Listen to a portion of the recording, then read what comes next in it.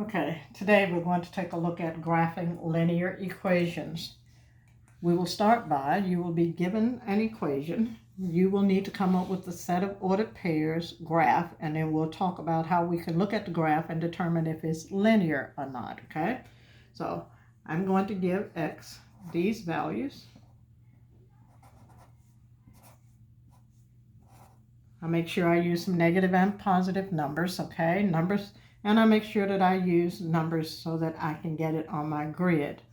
This is my rule. Y is equal to 3x minus 1. So I'm going to substitute x, these values for x in the place of x in this rule. So that's 3x minus 1, so that'll be 3 times a negative 2 minus 1. 3 times a negative 2 is a negative 6. A negative 6 minus 1 gives me a negative 7. So that gives me the ordered pair, a negative 2, negative 7. As I use the negative 1, I have 3 times a negative 1 minus 1. 3 times a negative 1 is a negative 3. A negative 3 minus 1 is a negative 4. So that gives me the ordered pair negative 1, negative 4. Using my 0, I have 3 times 0 minus 1.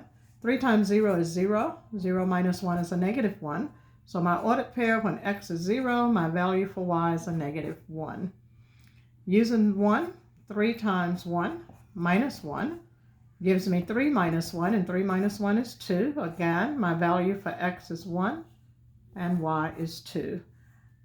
And using my 2, 3 times 2 is 6. 6 minus 1 is 5. So I get the ordered pair 2, 5. Now let's graph. To graph that ordered pair negative 2, negative 7, I'm going to go to my left, 1, 2, and go down 1, 2, 3, 4, 5, 6, 7, put a dot. For the ordered pair negative 1, negative 4, again, start at the origin, move to my left 1, go down 1, 2, 3, 4. For the ordered pair 0, negative 1, go to the origin. I don't move left or right. I come down on the y-axis to negative 1. For the ordered pair 1, 2, start at the origin, move to my right 1, go up 1, 2. And then for the ordered pair 2, 5, again, start at the origin, move to the right 1, 2, go up 1, 2, 3, 4, 5. Just trying to refresh your memory on how to graph ordered pairs. Now take your straight edge, be very careful. Do you notice that I can see my dots? And I'm going to draw a line through the dots, and a line will always have arrows, okay? Now as I look at this, I have a straight line.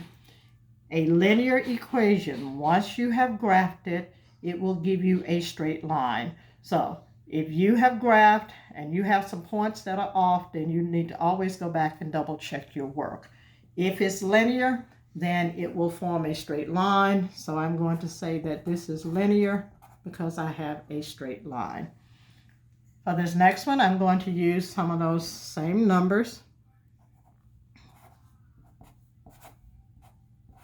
I'm going to substitute for my negative 2. When I substitute, it needs to look like this. Remember, I have taught you that there is a difference. 2 squared and a negative 2 squared are not the opposite of 2 squared, and a negative 2 squared are not the same. This tells you to take the opposite of 2 times 2. That gives you a negative 4. This tells you to take a negative 2 and multiply it times itself. That gives you a positive 4. So it does make a difference as to how you show your substitution. So if I take a negative 2 and square it, I'm going to get a positive 4. So when x is a negative 2, y is 4. Using my negative 1, a negative 1 squared is 1, so I get the ordered pair negative 1, 1. For 0, I do 0 squared, which is 0, so I get the ordered pair 0, 0. Then I'll square my 1. 1 squared is 1. I get the ordered pair 1, 1. And for 2 squared, I get a 4, so I get the ordered pair 2, 4. I'm about to graph. To graph, move to my left, 1, 2, go up 1, 2, 3, 4. I have a negative 1, 1, go to my right, my left 1, go up 1.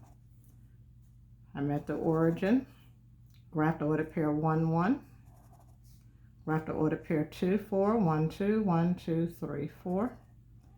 And this is going to give you what we call a U shape which is a parabola, okay? All right, so this is a quadratic formula, equation, so this is not a straight line, so I'll say not linear. And in the next part of this lesson, we're going to look at some data and determine if the rate of change is constant or variable. If it's constant or variable, if the rate of change is constant or variable. If the rate of change is constant, then that means that my rate of change, my ratios are going to be the same. So in order for me to get my rate of changes, this is what I'm going to do. I'm going to do a change in X and my change in Y. To get my change in X, I'm going to do 1 minus 0. That gives me a positive 1. I'm going to do 3 minus 1. That gives